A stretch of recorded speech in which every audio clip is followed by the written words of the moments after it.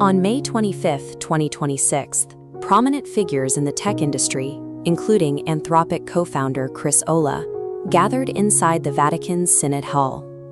They were summoned by Pope Leo XIV, the first American pope, for the release of his debut encyclical, Magnificat Humanitas, a document that directly addresses the global artificial intelligence industry. Tech giants often present AI as a tool for total optimization. The Vatican text, however, focuses on the high social costs of that efficiency, warning of mass unemployment and the ethical decay of removing human judgment from the use of lethal force. The Pope argues that this acceleration forces a decision that will define how our societies are structured for the next century. He presents two conflicting blueprints for how we treat one another. He is challenging the architects of this technology to answer a question that cannot be automated. Is this machine being built to empower human beings or to replace them? The Encyclical identifies the first path as the Babel Syndrome.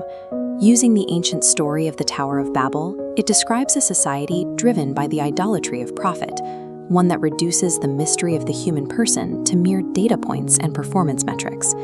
The alternative is the effort to rebuild Jerusalem. This represents a commitment to collaboration and community, where technology is used as a tool to strengthen human relationships rather than replace them.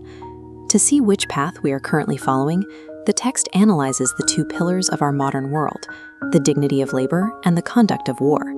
In many modern workplaces, the Babel mindset is already taking hold. Efficiency has become the ultimate measure of value, pushing companies to integrate algorithmic systems that prioritize output over the well-being of the people behind the work. This creates a unique paradox. Instead of liberating people, AI often forces workers to adapt to the speed of machines, subjecting them to automated surveillance and stripping the creativity and skill from their daily roles. The Catholic Church intervened in a similar crisis 135 years ago. During the First Industrial Revolution, Pope Leo XIII published a landmark document protecting workers from the physical exploitation of the factory system. This chart shows how the projected rate of AI job displacement is outpacing the generational shifts of the past. While 19th century workers feared the physical collapse of their bodies, the current era risks a form of cultural impoverishment, leaving millions in a state of forced inactivity without daily stimuli or a sense of purpose. When an economic order treats humans as a means to a financial end, it has fully adopted the Babel mindset. This logic is even more stark on the battlefield, where militaries are using AI to automate threat prediction and combat decisions. The Pope warns that removing human friction from combat lowers the threshold for violence. By speeding up the pace of war, we risk losing the ability to step back and seek peace. Removing the human conscience from the decision to use force makes conflict impersonal.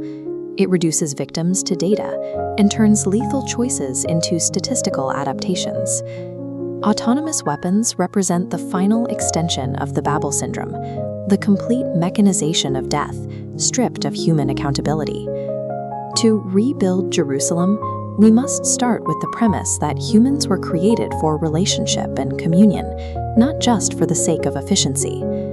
This requires what the Pope calls disarming AI through global regulation, banning autonomous weapons, managing data as a shared public good, and ensuring the pursuit of profit does not systematically sacrifice human jobs. The Encyclical rejects the idea that technology is morally neutral. AI systems inherently embed the biases and the vision of humanity held by the companies that design them. When algorithms blur the line between fact and fiction, they create a public indifference to the truth. The Pope quotes Hannah Arendt to show why this matters. She argued that totalitarianism thrives when people can no longer distinguish the reality of experience from the standards of thought. In the face of this, the Pope argues that we cannot remain passive spectators to the crumbling of human dignity. He looks to J.R.R. Tolkien to describe our responsibility, writing that we must uproot the evil in the fields that we know, so that those who live after may have clean earth to till. History shows that progress is not an automated, inevitable force.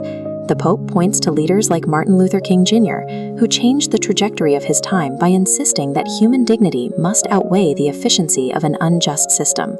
For the Vatican, artificial intelligence is simply the latest field where that same human choice must be made. Because no machine possesses a moral conscience or the capacity for love, humanity must regulate these tools to serve the magnificence of the person, rather than letting the person be erased by the tool.